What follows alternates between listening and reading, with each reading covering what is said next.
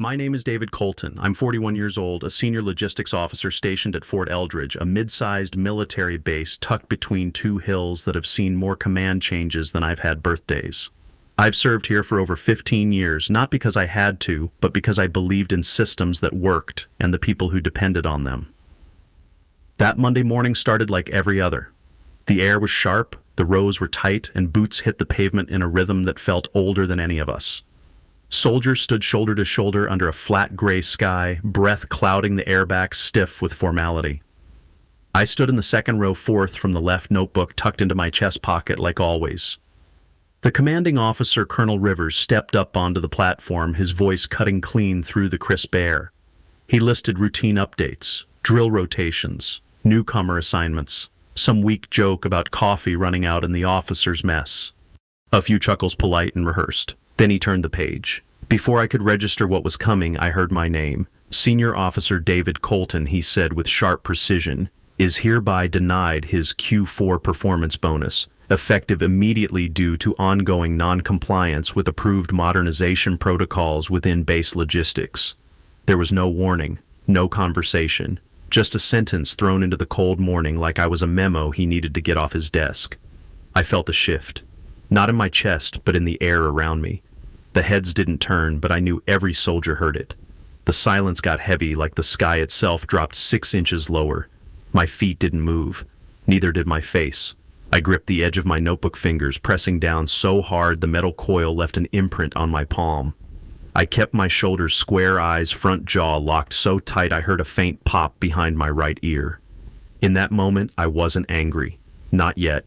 I was something harder, something colder. A kind of quiet steel that I hadn't felt in years. He moved on without a pause, shifted straight into next week's inspection protocol like my reputation hadn't just been stripped in front of 300 uniformed bodies. The man beside me coughed, once tried to act like it hadn't landed, but I caught the flicker in his eyes, the kind of look you give someone who just got pushed down a flight of stairs and is pretending they meant to fall.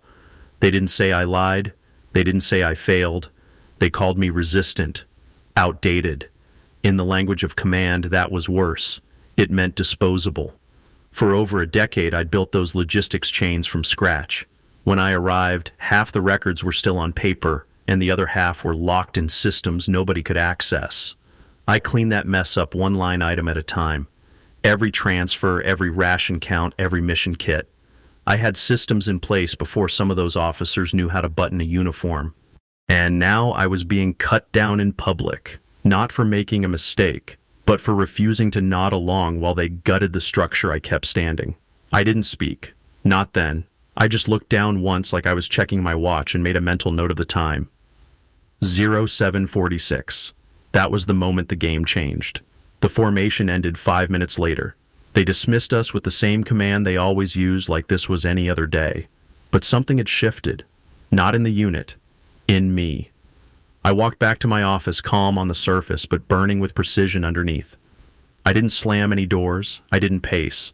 I sat down, pulled open my notebook, and wrote one line across the top of the page. This is where it starts. And I underlined it, twice. I joined the Army at 21, wide-eyed and hungry to serve. My first deployment was Iraq 06 out past Fallujah, where the roads were chalk and the air tasted like diesel and gunpowder. Logistics didn't mean spreadsheets back then. It meant stacking crates under sniper watch and praying the tires didn't melt off before we hit checkpoint 3. I learned fast. Not because anyone handed me a guide, but because things broke and people bled when you got it wrong. Convoy routes, fuel drops, MRE tracking vehicle rotation schedules. I built those procedures on scraps of laminated paper and whatever radios we could keep dry. I ran dispatches out of sandbag bunkers and logged inventory by flashlight because the power grid lasted 10 minutes on a good day. By the time I got to Fort Eldridge, I knew how to keep supply lines running under fire. I knew how to build order out of chaos. We didn't have a central logistics system then, so I created one. Started with color-coded asset sheets, hand-built intake logs, and a protocol tree that could scale across platoons.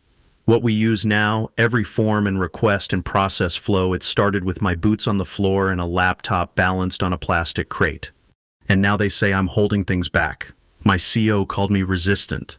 Said I didn't adapt to modern processes, like I hadn't spent years teaching those exact officers how to load a secure manifest without triggering compliance flags. Like I didn't stay late rewriting the asset database by hand when the new system corrupted our Q3 reports.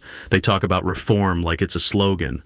I talk about reform like it's sweat and blisters and nights you don't sleep because your forward unit is down 2 pallets of water and you don't know where the hell it went. I remember the red lights. That was back in Kandahar during the winter rotation. Nights when we lost satellite sync and had to run everything manually. I'd be up in the tent, fingers frozen, tracing convoy signatures by hand, cross-referencing it against 2 radios and a barely working fax machine. Nobody talks about that part now. They just say things like legacy structure or optimization barrier.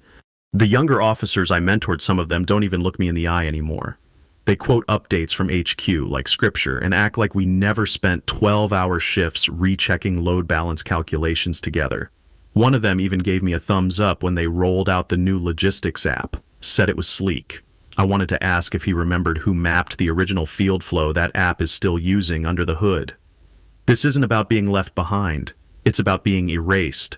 They rebranded everything I built, stripped my name off the SOPs, put some new guy's badge on the framework I spent a decade refining. I didn't fight to be famous. I fought to make the system work, and now they treat it like it came from nowhere. Obsolete. That's the word they used. I carry that word like a scar. After the announcement, I didn't ask questions. I didn't protest. I went quiet. That's when the real work began. The system they use now was layered on top of the one I designed 10 years ago.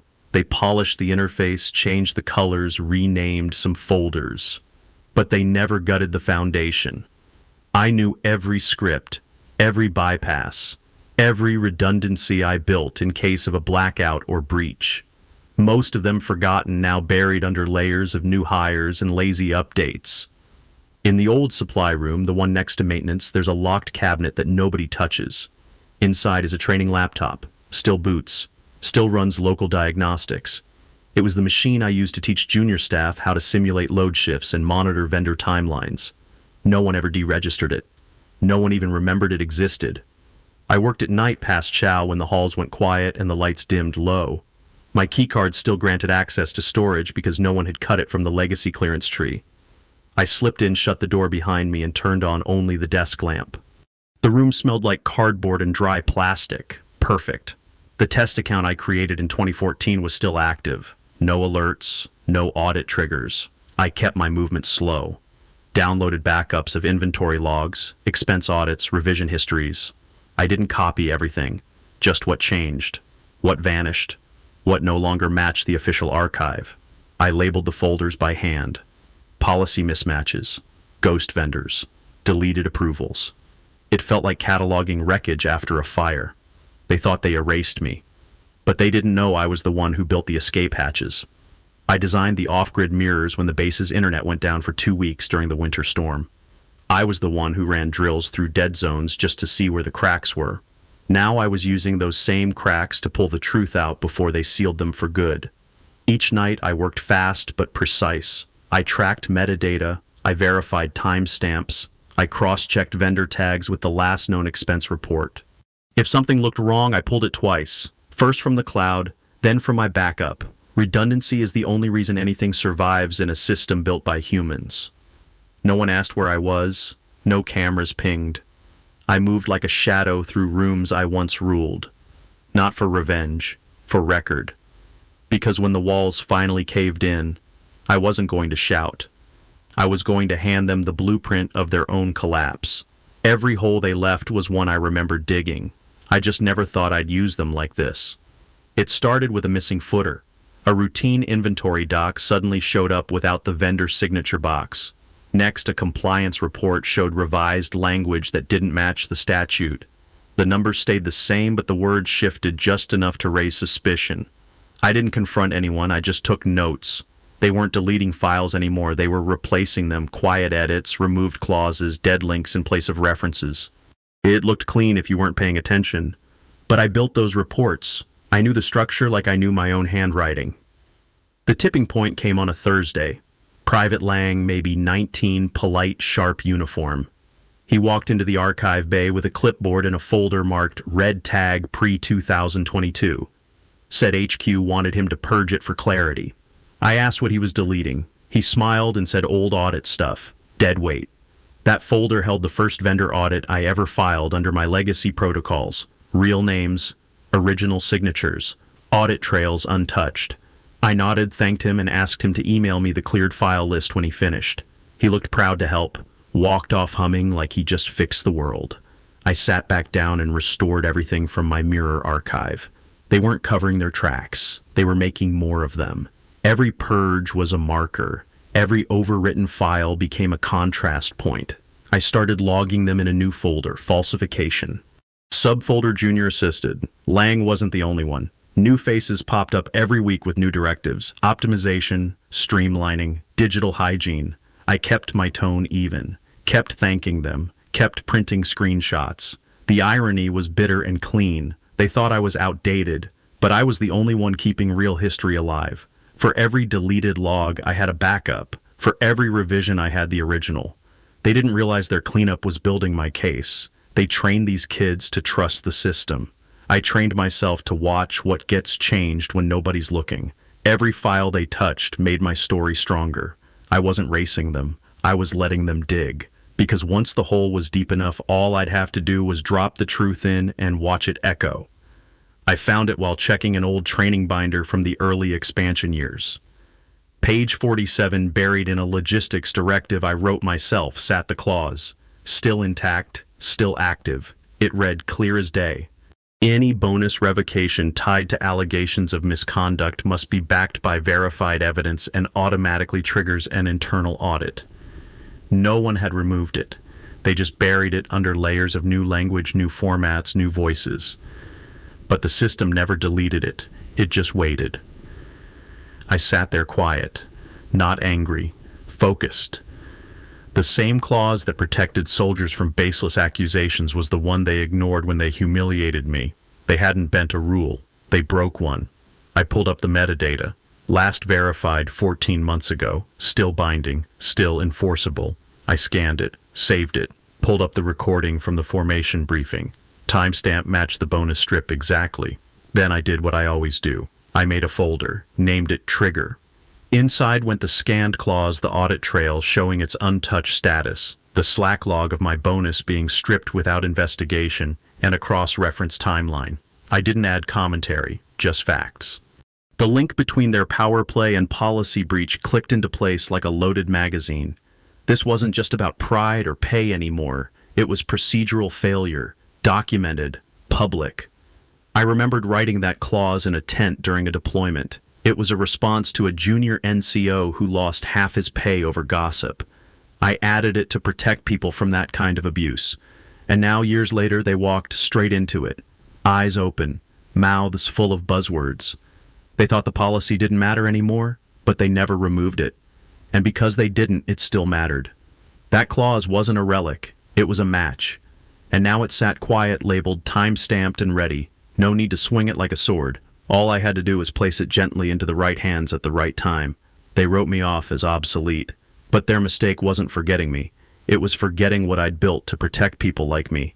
The clause never died. It just waited. They called it a knowledge transfer. I knew it wasn't. They wanted me in that room to watch the system I built be rebranded and handed off like a used rifle.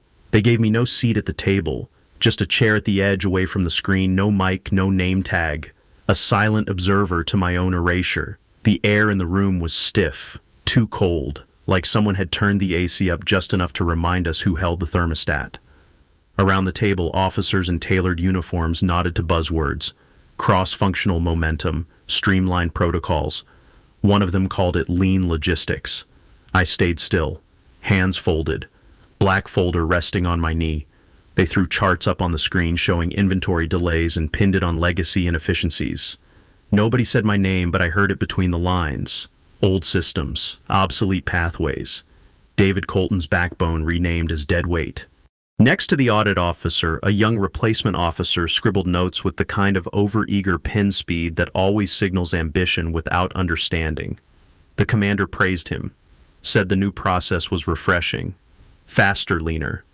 He didn't mention that the links in their new system led to dead ends. I had proof. All of it. I didn't raise my hand, didn't speak. I just waited until the energy started to crest until they were all too confident to see the current shift. Then I placed the black folder on the table, quietly, deliberately, no announcement. The audit officer noticed. He looked at me. I nodded once. He opened it. First page, a vendor invoice labeled consulting package, no deliverables, no project ID, approved by a team that didn't exist 6 months ago, the same team that claimed to streamline the new system.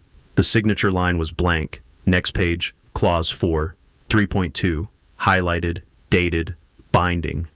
The one that states any bonus removed due to misconduct claims must trigger an audit. Last page, a Slack transcript from the Monday morning briefing. My name, bonus removed. No audit triggered. No misconduct proven. The room didn't erupt. It didn't need to. The shift was quiet. Real. The commander stopped mid-sentence. Someone adjusted their collar. The audit officer didn't speak. He just kept turning pages, one hand steady, one finger tracing the lines. By the time he finished, no one looked at me. Not the commander, not the eager replacement, not the officer who once called my old system bulletproof. I didn't smile, didn't gloat. Truth doesn't need a spotlight. It just needs a place to land.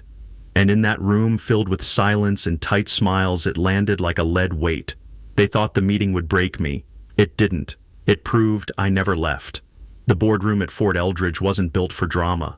Frosted glass, heavy wood table, a projector that hummed louder than the men in uniform seated around it. I took the last seat near the back. No introduction, no folder in front of me. Just eyes watching the agenda roll forward. Charts, forecasts, all the usual rhythms of a quarterly review. The commanding officer led the meeting like nothing was broken. No mention of the purge, no mention of the bonus. He spoke in neat terms. Operational friction, efficiency gaps. His voice stayed steady until the auditor, Mr. Hanley, interrupted. He didn't raise his hand. He just turned a page in the black folder I had handed him 2 days ago and started reading. Clause 4, 3.2, plain, unshaken. Any bonus decision based on unverified misconduct shall trigger an immediate audit and void the bonus pool until review is complete. His tone was neutral, but something in the room cracked. The commander cleared his throat, said it was a legacy clause, claimed the reforms had overridden it, said the policy was no longer relevant. He didn't sound sure. Legal counsel didn't back him up. She adjusted her glasses, checked the appendix, then said the clause had never been amended or rescinded. It was still active. The table went quiet, not stiff, not stunned, just stopped. The kind of silence that sits in your chest. No one looked at me. No one needed to.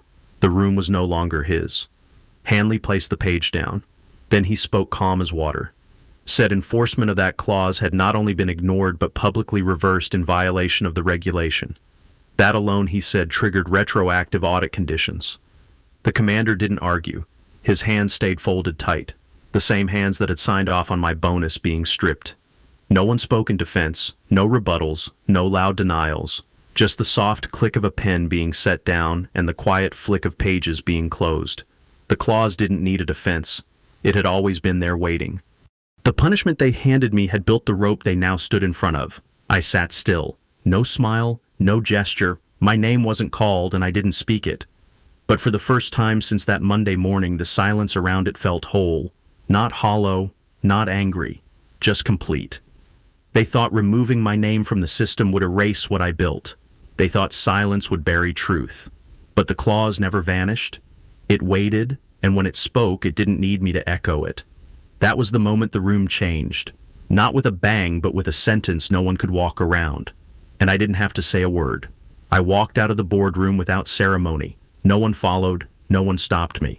The door clicked shut behind me like it was marking the end of a chapter, not a meeting. I didn't feel victorious, just steady. Like something had finally landed after hovering too long in the air. The hallway outside was quiet, carpeted, lined with framed photos of promotions and ceremonies.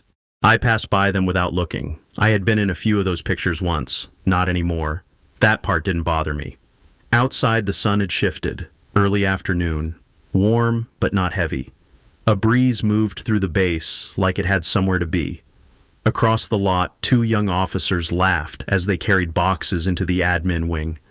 Their faces were clean, their uniforms crisp, their strides easy. They had no idea what had just happened on the other side of that glass door. And they didn't need to.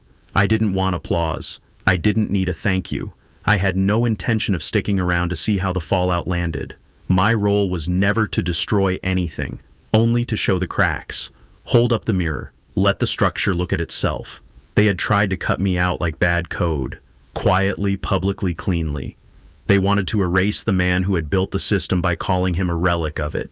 But what they didn't count on was that the same system carried my fingerprint in every layer. And buried deep inside it was one clause, one safeguard. Not designed to protect me, but anyone. And when pushed, it did exactly that. Justice isn't always loud. It doesn't always feel like a win. Sometimes it just feels like silence finally settling in the right direction. The fight didn't give me back what they took. It didn't make me young again. It didn't rebuild the trust lost in hallways and handshakes. But it reminded me that truth, if documented right, doesn't die quietly. It waits. I reached the end of the lot and looked back once. Not to see who was watching, just to acknowledge the building. The people inside could carry on with their charts and forecasts. Let them rename the systems. Let them praise the next wave. I had no need to be remembered. I built something that lasted long enough to protect itself. Then I turned, walked to my car. No rush, no anger. Just a man with nothing to prove and everything documented. Some systems collapse from pressure. Some break from misuse. But the best ones, the ones worth building, survive long enough to defend the people they were made for. The system tried to delete me. I didn't delete it. I rewrote the ending. Then I walked away. Quietly. Completely. Like I always planned.